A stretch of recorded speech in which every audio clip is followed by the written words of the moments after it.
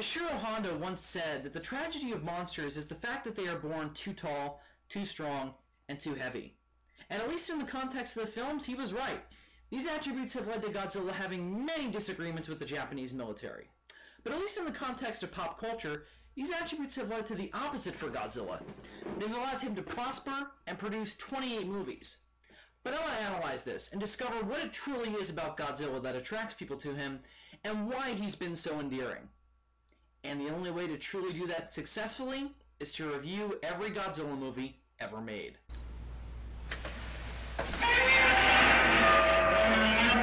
Some people might be angry, but regardless, welcome to Zazubaar's Godzilla Palooza.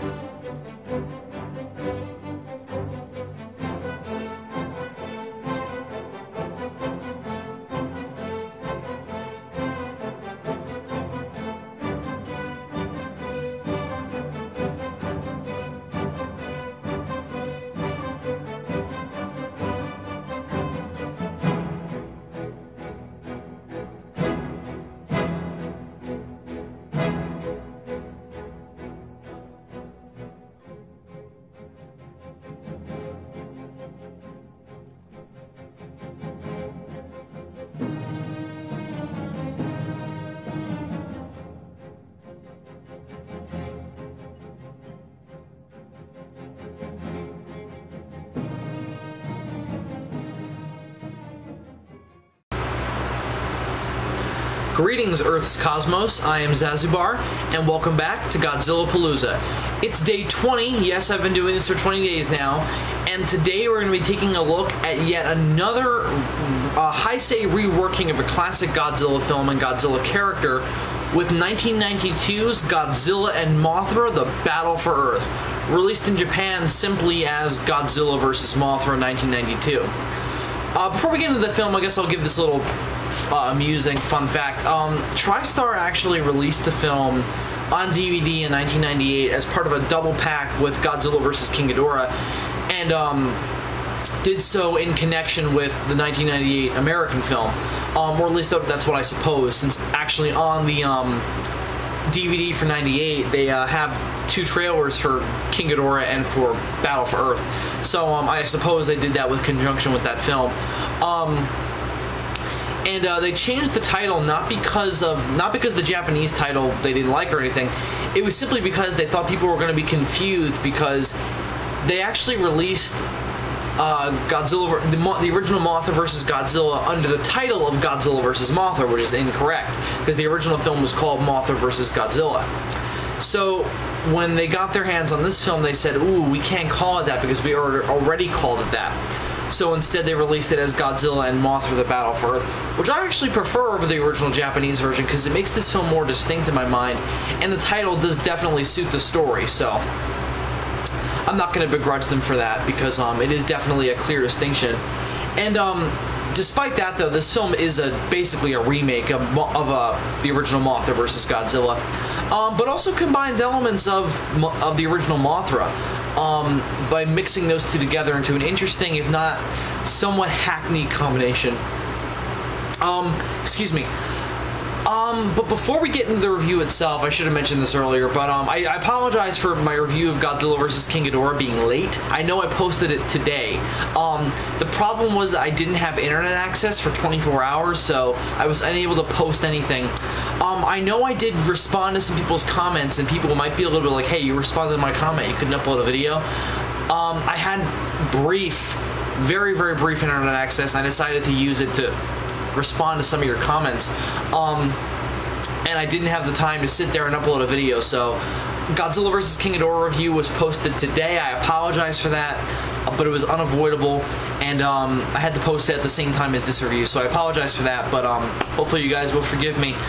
I know I've been saying that a lot recently, but this is in fact the last review I'm going to be recording and editing on my family vacation, so no more of the kitschy setup. We're going to be back to the full Zazubaar Film Productions style tomorrow, so Hopefully you guys enjoyed the kitschy setup, but I certainly did not.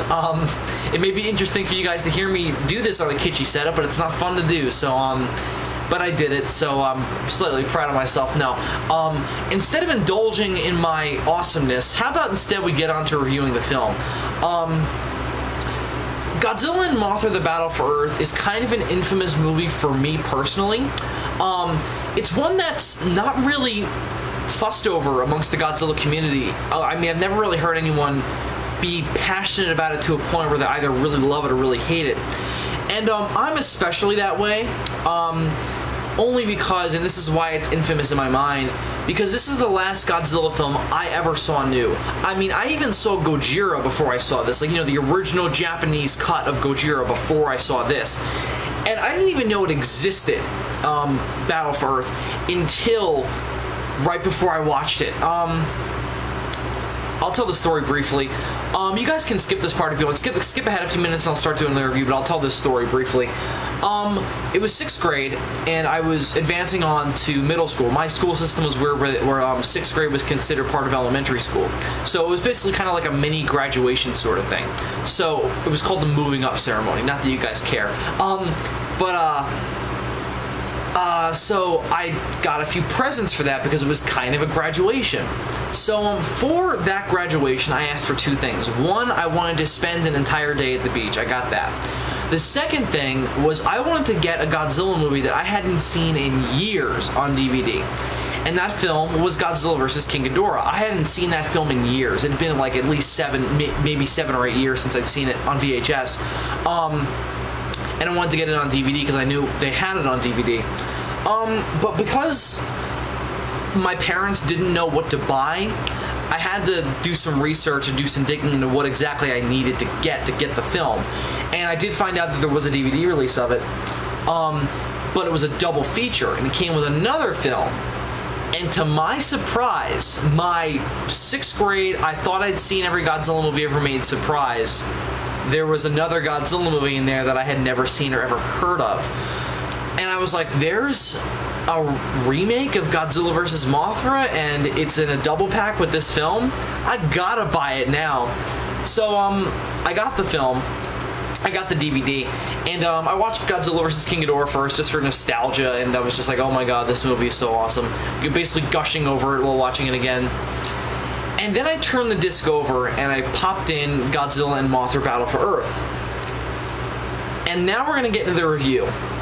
I've only seen this film 3 times to date. The first time was when I watched it in 6th grade.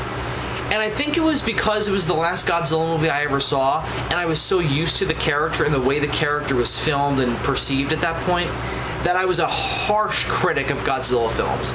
So, when I saw this film, I was so critical of it. I was watching every frame of it for something I could pick out wrong with it, or some gem in it. And I think I ended up hating the movie than I actually should have by doing that. So, I guess about a year ago, I absolutely hated it the first time I saw it. I don't really know why.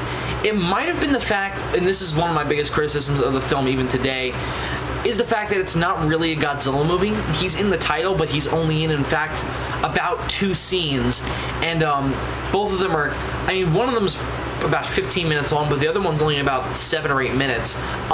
So that was the big thing for me, because again, I was watching this for Godzilla. Yes, I liked the character of Mothra, but without Godzilla there, Mothra wasn't really enough to carry the movie for me. So I was watching it for Godzilla, and that disappointed me. And because of that, I was even more critical of the film, and that's why I ended up hating it. So about a year ago, I rewatched it just to see if maybe there was something I missed, maybe there was something I wasn't looking at or was looking at too harshly. And I did enjoy the film a little more, but I still didn't really like it. I still thought it was, I don't want to say bad, but mediocre. And watching it again for this review today, I definitely still don't love it, but I did find myself enjoying it. And I didn't enjoy this film at all the first time I saw it. And the second time, I thought it was okay. It had a few good moments in it, but a few good moments I didn't even recognize the first time I saw it. Second time, there were a few good moments I liked. I liked the monster fights. I liked the scene where Mothra fights the military, but that was about it. I thought the human characters were annoying. I thought the story was hackneyed. And a couple of those things were cleared up for me while watching it for this review. My opinion on this film may not be a popular one because I know there are a wide range of people out there who like this film, and all power to you. I don't think it's bad, but I think it's only next to Space Godzilla, the second weakest film in the Heisei Godzilla series, right before Space Godzilla. It's the weakest in my opinion. And there are a couple of main reasons for that. One, I think the story is really not that gripping at all or very interesting. The second thing, and this is the big reason for me, is the fact that Godzilla has very, very little to no bearing on the story. He basically shows up, does what he has to do, and then gets beat by Mothra and Batra. That's it.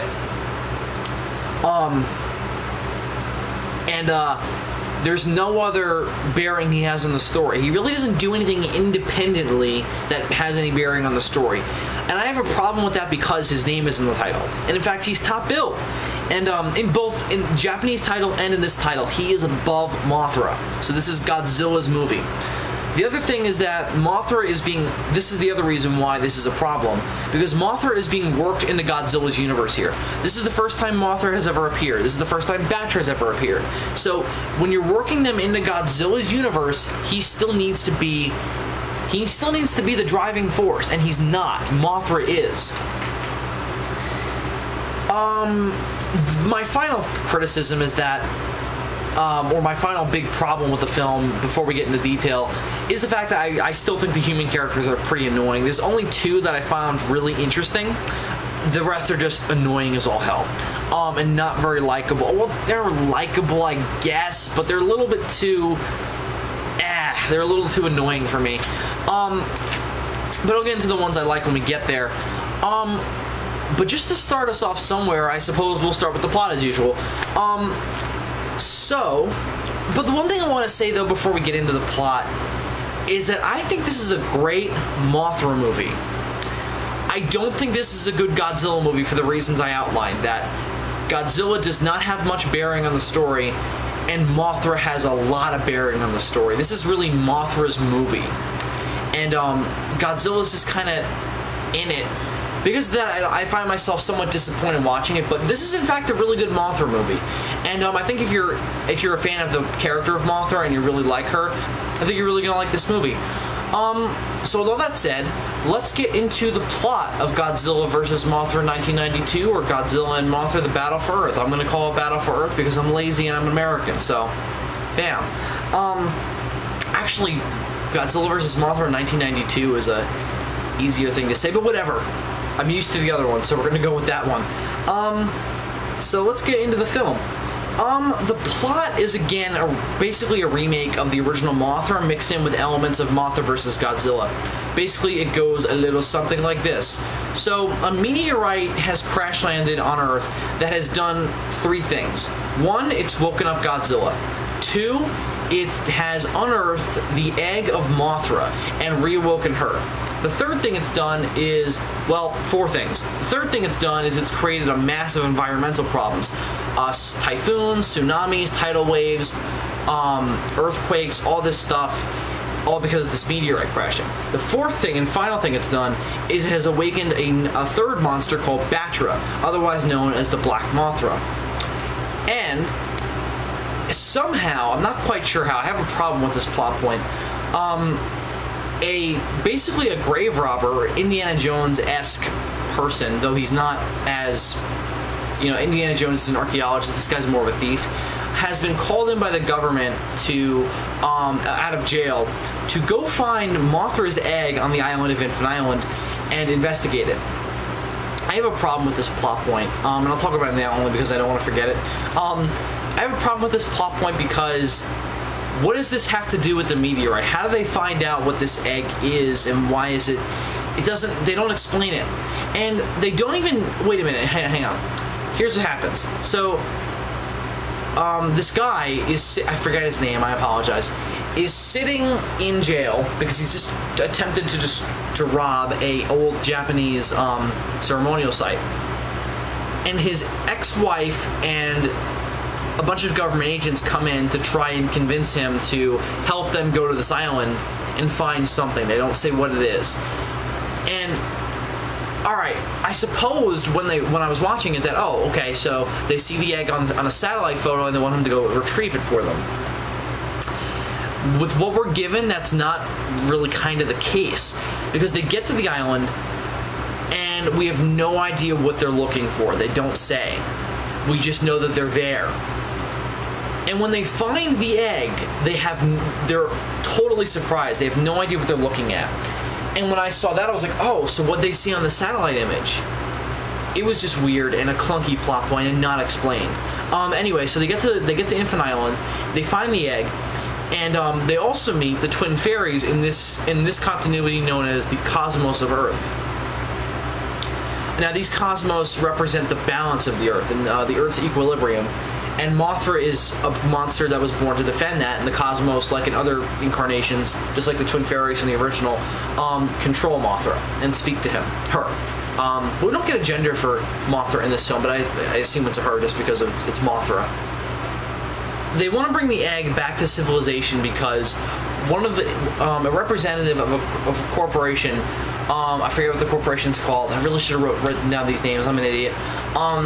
The owner of a corporation sends a representative with this archaeologist, this grave robber, and his ex-wife, to bring the egg back to him and use it as an attraction. However, they lie to the cosmos and say that they want to do it to protect the egg from any potential environmental damage. So the cosmos agree, and the egg is beginning to be transported back to Japan. Along the way, though, it starts to hatch just as something is beginning to stir under the ocean's surface. Godzilla erupts from the sea and attempts to attack the egg on a barge that the boat is pulling. In an attempt to run away from Godzilla, who's fascinated by the egg, the boat drops the barge with the egg on it and attempts to escape from Godzilla and the egg. The egg is now hatching, and Mothra bursts out of it, and immediately her and Godzilla begin to have a fight. Again, I presume it's her. They don't say, but I'm going to presume. So Godzilla and Mothra begin to have a pretty cool fight in the water, and in the middle of their fight, though, Batra, who has been woken up, and I believe is already attacked at this point, comes to them and begins to fight Godzilla. Using this as an attempt to escape, Mothra leaves the fight and goes back to Infinite Island, while Godzilla and Batra fight underwater. A volcano explodes underwater, and the molten magma drags Godzilla and Batra into the volcano. Mothra returns to Infinite Island, and the Cosmos are taken back to Japan.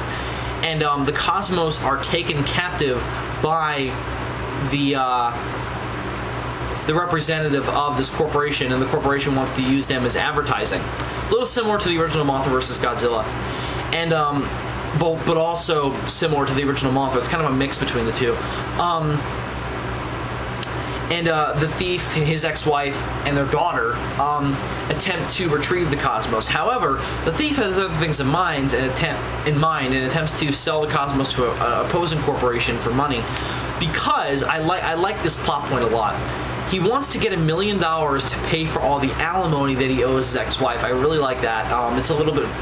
It's very Heisei of the film to do that, because the Heisei films have always been about taking classic Godzilla plot points and giving them a more realistic twist. Like with King Ghidorah, we had the reason for King Ghidorah attacking Japan being a political reason. In this film, the reason for a guy selling the Twin Fairies to a corporation is a personal reason. So I really like that about it. And I like that his motivations are in greed, because he's kind of our protagonist. So the fact that his motivations are somewhat commendable, I suppose, are definitely points towards making him likable. And he is ultimately my favorite character in the film. Anyway, so the Cosmos are retrieved again. And but the Cosmos have already called Mothra to Japan to rescue them. Just like in the original Mothra, Mothra goes on a rampage through Tokyo in an attempt to get the Twin Fairies back.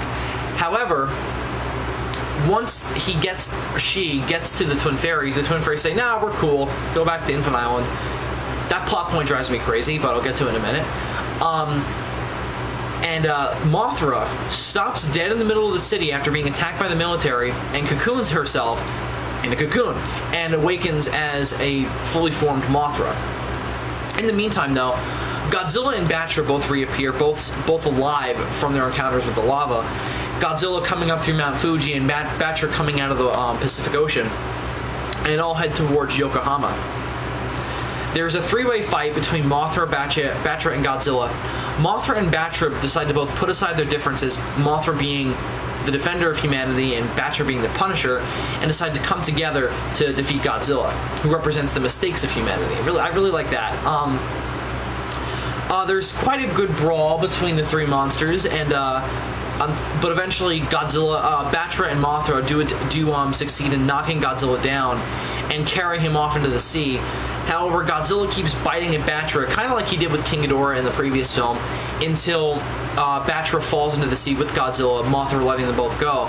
However, Mothra made a promise to Batra to do what Batra was designed to do, and stop a meteorite from destroying the Earth. And Mothra is left to lament her companion's sacrifice, and decides to do just the same as payment to him, and go off into space to stop this meteorite which Batra was designed to do. So Mothra goes off to sacrifice herself, and Earth is left to lament the events of the film. So that's basically the plot. It's okay. It's nothing really all that special. My problem with it is that a lot of the plot points are very predictable if you know your Godzilla history. And you could say that's not a problem because it's a remake, and yeah, I agree. It's a remake for sure. But take the 2005 King Kong, for example. It didn't matter that I knew the ending of that film when I saw it. The fact of the matter was that I was so gripped in these reworkings of the story and these characters that I felt like I didn't know the ending and I was still enjoying the film while watching it. With Godzilla and Mothra: The Battle for Earth, I didn't really have that. I didn't know the ending per se because this film isn't an exact remake of Mothra vs. Godzilla, but it's close enough where you know all the plot points. Mothra takes revenge, and then there's a big fight with Godzilla in the end. It's all very typical stuff, and my problem with it is that it's not very gripping like the previous three Heisei films were. I mean, the past three Heisei films are all very interesting and for the most part unique. So, you know, we had our criticisms of Return of Godzilla, but even that film all had unique reworkings that made them fun to watch and interesting to watch. Battle for Earth doesn't really have that. It feels extremely hackneyed, and the reworkings, like the one that I like the most is what Mothra is. In the original Mothra and Mothra vs. Godzilla, she was just kind of a god. In this film, she's more than that. She is literally the defender of the Earth, and the cosmos represent the balance of the Earth that Mothra is meant to maintain. So that was kind of her purpose in the original. I like that that's taken further here. That's probably my favorite reworking. Aside from that, though, the film plays out rather typically like, you know, the original films did, Mothra and Mothra vs. Godzilla. So, and there wasn't really enough interesting or gripping about it to really take me in. So I have my problem with it for that, and that made the plot a little typical and a little bit hard to sit through.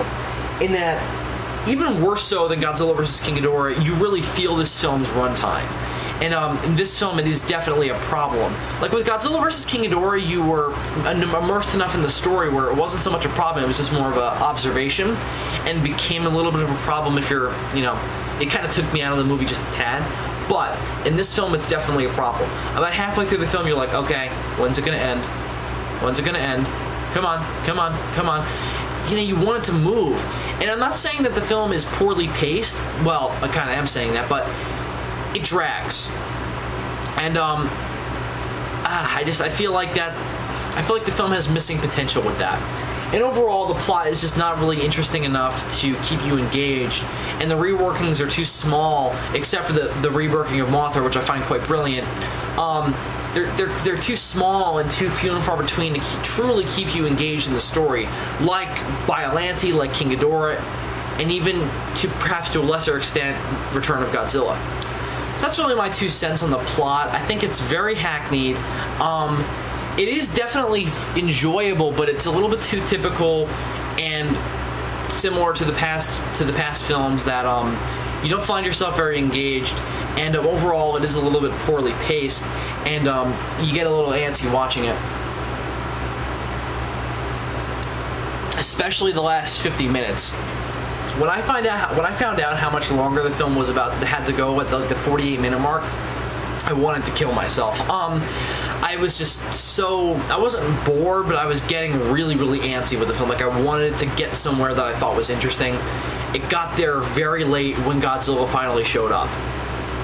At around 15 minutes before the film was over. And, yeah, I thought it was poorly paced. So that's my 2 cents on the plot. It's good, but typical and a little hackneyed, and not very gripping. So that's my 2 cents on the plot. Actually, I have one last thing to say, and this is my big criticism. Godzilla has barely any bearing on the plot. Let's break it down. What happens? Godzilla's woken up by a meteorite, okay? People get concerned about that because they say, oh, Godzilla's gonna wreak havoc again. Fair enough. What happens after that? Godzilla's woken up by the meteorite, and then, as we're told, does nothing for 2 months. They say that 2 months have passed since this meteorite crashed. So what has he been doing all that time? Just walking along the bottom of the sea? You can't say he was sleeping, because he was doing that when the meteorite woke him up. So why wasn't he attacking? Or, as this continuity has established, why wasn't he attacking a nuclear reactor for food? I have a problem with that. And then, what does he do after that? Why doesn't he attack? Which is what we suppose is going to happen. So what does he do? He attacks Mothra. Why? I don't know. It's not explained. And then he gets engrossed in the lava, so that way he can be taken out of the movie conveniently, so we can totally focus on Mothra. Alright? Fair enough. I don't really have too much of a problem with, well, I do, but humor me. So what does he do when he finally decides to show up again? What awesome thing does he do? He attacks the city, fights Mothra and Batra for seemingly little reason, and then is defeated. Facepalm. I wish you guys could see me right now, because I'm just totally facepalming. This is a Godzilla movie. He doesn't have any bearing on the plot. Nothing happens because of him. That last fight, Godzilla is only there as a third party. Mothra and Batra were already fighting previously to that. Even without Godzilla, we would still have a final fight in this film. Without Godzilla in the scene where he fights Mothra for the first time, we would still have a fight between Mothra and Batra. Godzilla's only purpose in this film is to give something for Mothra and Batra to fight. That's disappointing, and I don't like that, because I'm a Godzilla fan, and that makes him seem underused. And definitely is a downgrade for his character. I mean, he just had a hugely developing and interesting look at his character in the previous film. Now, he's just a thing to be fought. So, I don't like that at all. Easily my biggest problem with the film, and I just don't like it. It's easily my biggest criticism. So now we shall move on to the human characters with my 2 cents on the plot. I don't have a lot to say about them, only because I find them quite plain. The only 2 characters I find very interesting, or 3, are the thief, because he's not really a bad person, but he feels like he has to steal in order to pay for this alimony, and that's all he knows. So, he's a sympathetic, hero who's gone down the wrong path. And also I like how, once his ex-wife comes back into his life, he deeply considers changing the course of his life, because he also wants to be with his daughter again. But he just can't seem to do it. He keeps finding himself having to do bad things. And it's only until Mothra comes into his life that he finds a way to get out and a way to be with his family while also doing the right thing. So I like that. It's a decent arc. It's not as good as Shindo's, and he's not even kind of as interesting as Shindo is, but he's a good lead, and ultimately a lead with a human flaw and aspect about him that makes him an interesting Godzilla protagonist. He kind of seems like a really more three-dimensional reworking of Yashi from Godzilla vs. the Sea Monster. And guess what? Who's in this movie but Akira Takarada? Akira Takarada is back for the first time since I believe his last film was in fact Sea Monster, so interesting. But yes, Akira Takarada is back. And he has a small role. He's not a major character. I mean, he has quite a bit of screen time, but he doesn't really have anything to say that's drastically important. He just seems to be there to comment on the monster's actions. I think he's a government official. It's not exactly said what he is or what his name is, but I think he's a government official of some sort. And he seems to have quite a bit of authority on what the military is doing and what the government's doing. So I don't think he's the prime minister, but he's up there in terms of government importance. So he's a great addition to the cast, and I doubt it was an accident that he's in this film when it's technically a remake of Mothra vs. Godzilla, which he played Sakai in that film. So I do really like his appearance. His appearance is ultimately not very integral, but it's cool to see him, and it's a great cameo. Otherwise, though, I really don't have a lot to say about them. The other two characters I really liked and I find interesting are the thief's ex-wife, whose name I do know, whose name is Masako. And she's interesting because she desperately wants to hate her ex-husband and keeps finding reasons to do it. But whenever she comes into contact with him, she just can't seem to not fall for him again. And that's why she avoids him like the plague. Because every time she comes into contact with him, she just wants to go back together with him, but she knows it's a bad decision. She is ultimately very annoying, in that she just, the majority of her screen time is all bitchy ranting. Whether it's about her ex-husband, or the environment, or the corporation, or whatever it is, it's mostly bitchy ranting. And that, I mean, she's still interesting, but she's not really likable. And that's a problem for me. And whenever she was just on screen, I was like, oh my god, please, Godzilla, kill this bitch. But, ugh, yeah. Not my favorite Godzilla human character, if you can't tell. So I really don't like Masako. She's a little interesting, but, you know, she's annoying. And that goes for this last character as well, who I find a little bit more likable, but still annoying, but at the same time interesting. I think his name is Kono, and he is the representative of the corporation that I was talking about, and goes with the thief and Masako to Infinite Island to retrieve Mothra's egg. And I like him because he's clearly a good person, and kind of like the thief, is just tied into doing bad things for this corporation. He just wants to be successful and, you know, make money and be a successful person, but he keeps getting wrapped in with this corporation doing dirty work, like, you know, stealing Mothra's egg. And at the end of the film, he does in fact leave the corporation and go off to do better things. So I like his arc as well. And every time he does something bad, you see a clear look of resentment on his face. So he's a well-acted character as well. He's not nearly as annoying as Masako is, but there are points where he is definitely a little annoying. I can't pick out an exact scene. Maybe the one where his boss tells him to buy a dollhouse for the cosmos, but even then, he's still a little annoying. But not nearly as bad as Masako is. So with all that said about the human cast, let's talk about the monsters. Again, there are 3 in this film. And the 3 monsters are, of course, Mothra, Bactra, and Godzilla. Because Mothra is really the center point of this film, we'll talk about her first. I really like her reworking. It's probably my favorite part about the film, and overall Mothra is easily the best aspect, in that she truly does represent the good aspects of both humanity and the Earth in this film, which was one of her strong points in Mothra vs. Godzilla.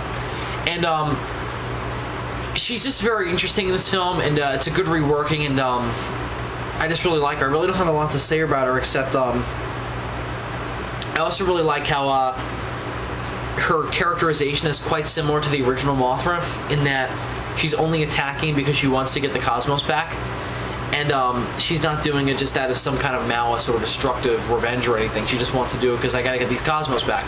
So I like that about her. I always found that interesting. And the scene where she attacks Tokyo in an attempt to get the cosmos back is a very tense scene, because you don't want either side to be, you don't want the monster to attack in this case, and you don't want the military to fight the monster in this case, which is rare. So I like that. I like her in this film.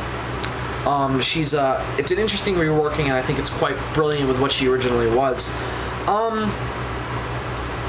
So with all that said about Mothra, let's talk about Batra. Batra is really interesting and a really great idea as being a dark, cracked mirror reflection of Mothra. Mothra representing the good aspects of humanity, and Batra wants to see those good aspects, you know, succeeded, but he's got to kick some ass to get people there. He's kind of representing the punishment for humanity in that if you don't follow this code established by Mothra, I'm going to destroy you. He's a little similar to Godzilla in that regard, just not as evil, in that Godzilla is more about revenge and Batra is more about teaching people a lesson, and I really like that about him.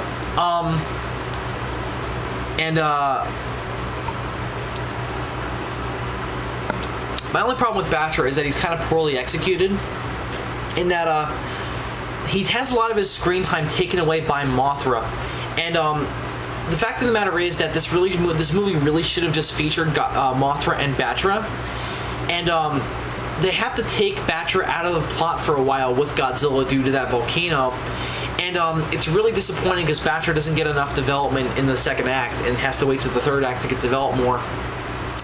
He's a really great idea and just poorly executed in my opinion.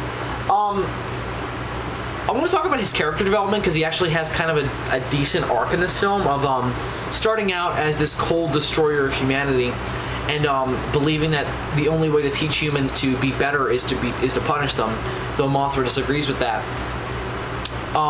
She wants to instead inspire people to be better by example and by heroics and by you know, leading by example basically. And in the end of the film, she needs help to fight Godzilla, so she turns to Batra and says, we have to protect people now, instead of punishing them. And Godzilla representing man's mistakes, it does make sense that Batra would quickly agree to fight him. And I like that Batra is very much so characterized as a dark anti-hero, in that he was always going to save Earth from that meteorite, but there had to be an Earth to save, so I think that's why he wanted to punish humanity for destroying the Earth. The Cosmos described Batra as Earth's revenge against humanity, in that, all right, you want to destroy me, fine, but here's a monster to kill your asses. Kill your asses, whatever. So I really like that about Batra, and that makes him very similar to Godzilla in that regard, and makes them kind of natural opponents. My only problem with Batra is that he doesn't have enough screen time, and that final development happens too quickly, and he doesn't have enough fighting with Mothra to truly be effective and impactful. They only fight once in the film, and it's only for a couple seconds, so it's really disappointing and poorly executed. But with that said, I like his development. I like that he was always kind of a tragic anti-hero, but just not developed enough and doesn't have enough screen time. The final thing I want to say about Batra is that I really like his design. You definitely get the dark Mothra aspect of it. My only problem with Batra is his roar. Now, infamously, Batra's roar is simply Rodan's roar.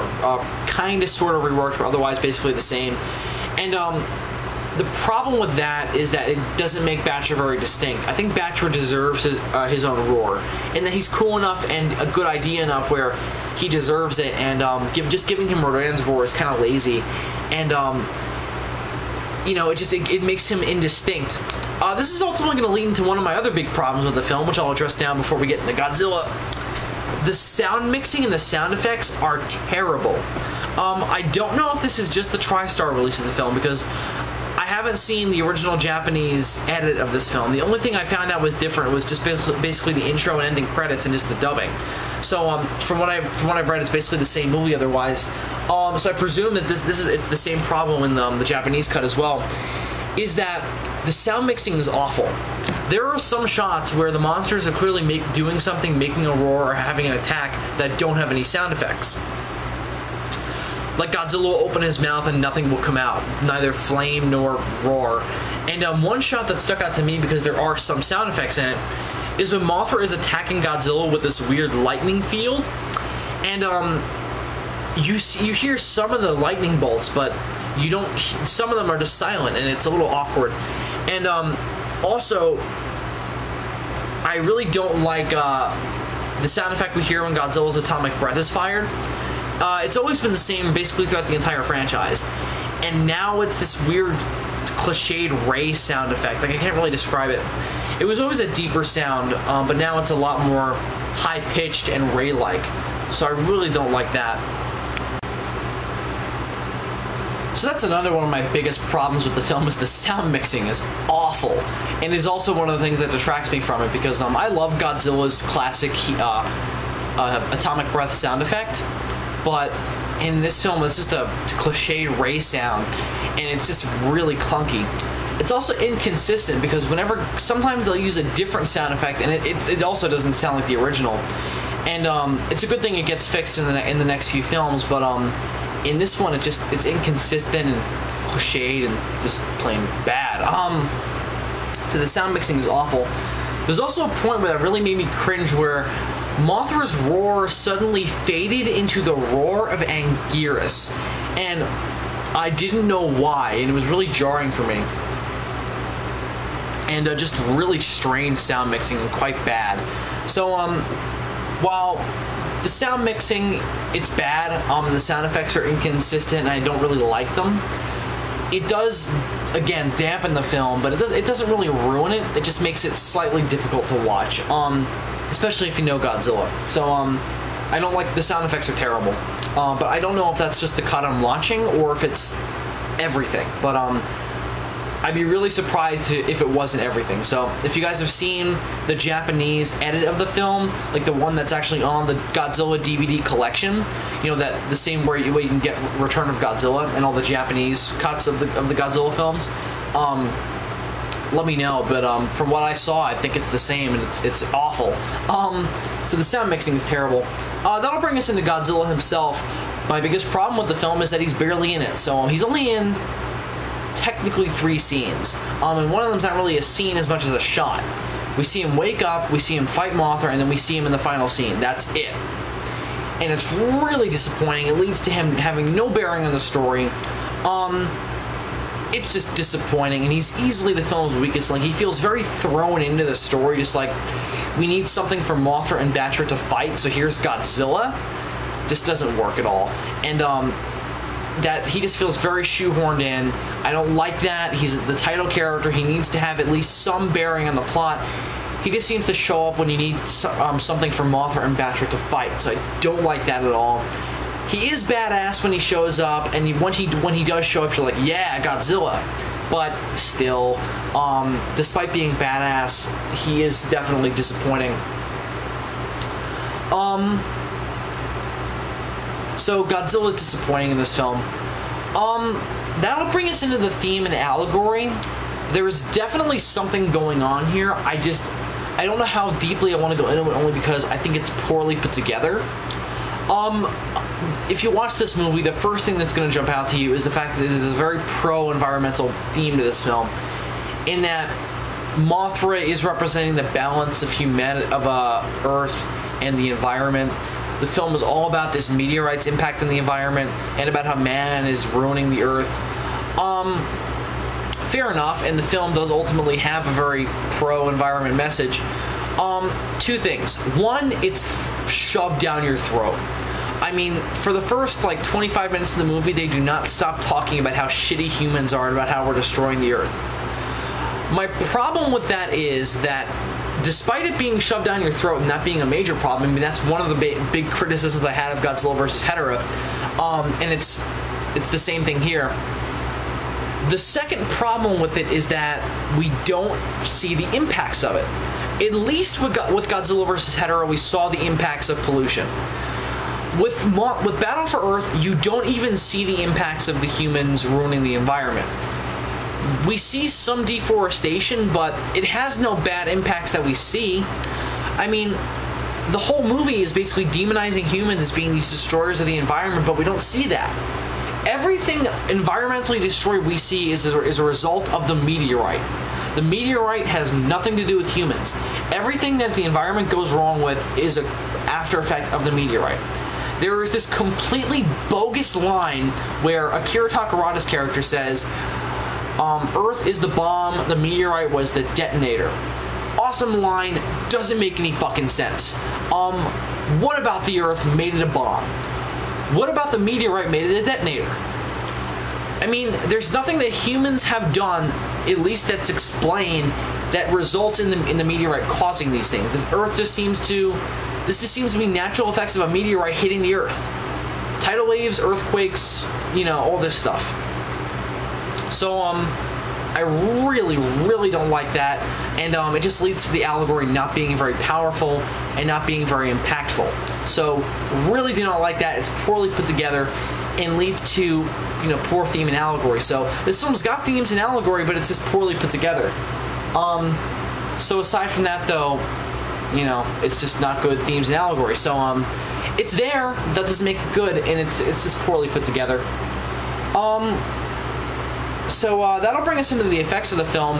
I really don't have a lot to say about them because they've been done by the same guy who's been doing the Heisei series, and just like Biollante and King Ghidorah, they're excellent, very elaborate, very convincing. Well, they're not as convincing as King Ghidorah and Biollante, but that's not really the production team's fault. It's just the fact that this film was rushed. And there's one too many moments where the neck of Godzilla, where the actor's head is, on the Godzilla suit, where whenever Godzilla roars, the rubber creases in and it just looks weird. And there was only one point that I remember that happening in King Ghidorah, and it never happened to Biollante. So, I mean, the special effects they're great and very elaborate, and the monster brawls are spectacular. And oh my god, that last fight in Yokohama is amazing. Just the way that they use the environment to fight each other is just great. And I also like Mothra's attack on Tokyo. All the miniature sets are very elaborate and great. The thing is that they're not very convincing. They look great, but there are too many points where the lighting is incorrect, and you can clearly see that the cities look a little fake. I mean, they look amazing, but just not convincing, unlike the previous two films. Also, there's just the lighting is just incorrect, where there's too many times where you can just see the fact that they're suits, and it's too rushed. I wish that the lighting was different, and I wish that the film was given more time to, you know, nursed with special effects. So they're great, they're just not as convincing as the previous two films. And ultimately they're a little creaky, but ultimately very elaborate and spectacular to watch, just not very convincing. So the effects are great, fun to watch, but not very convincing. So with that said about the effects, let's go into the music of the film. I have very little to say about it because it's still Ifukube, and he's unquestionably awesome. So, I mean, his music is always amazing, and this film is no exception. It's a great callback to what he was doing with Mothra vs. Godzilla, and I really like the music in this film because it is very reminiscent of that, and reminiscent in a good way. There's a lot of epic modernizations of old themes, like the Mothra song is awesome. Mothra's theme is epic and very, very emotional, so Ifukube's music is awesome. And the Godzilla theme beats are also great, and again, the music really represents the high-octane emotion of the film. So the music is great. With all that said about Godzilla and Mothra, the battle for Earth, I'm going to come down to this film as it's okay. It's not bad, but it's not amazing. It's got a lot of things that hold it back for me. It's a really good idea to remake Mothra vs. Godzilla, and this is a decent reworking of that. But there's not enough reworkings and enough interesting about it to truly make it gripping and as interesting as Biollante and King Ghidorah were. This film is just alright and not very gripping. The plot is a little hackneyed, and that's only because there's not enough reworkings. And I feel like that overall the movie is just not very gripping. I don't really have a connection to it. I just feel like it's kind of happening, and it just feels very plain for that. So it's not bad, it's just kind of mediocre. I do definitely enjoy it, but it's not the greatest thing ever. Easily the second worst of the Heisei series, right up. It's only a little bit above Space Godzilla for me. in that this film is not bad like Space Godzilla is, but this movie is just a little bit mediocre, whereas the rest of the Heisei films are all exceptional Godzilla films. Again, except for Space Godzilla. We'll get there in 2 days? Yeah, 2 days. Believe me, that's the only bad film of the Heisei era. This film is just okay, and it's just not very impactful on me, at least.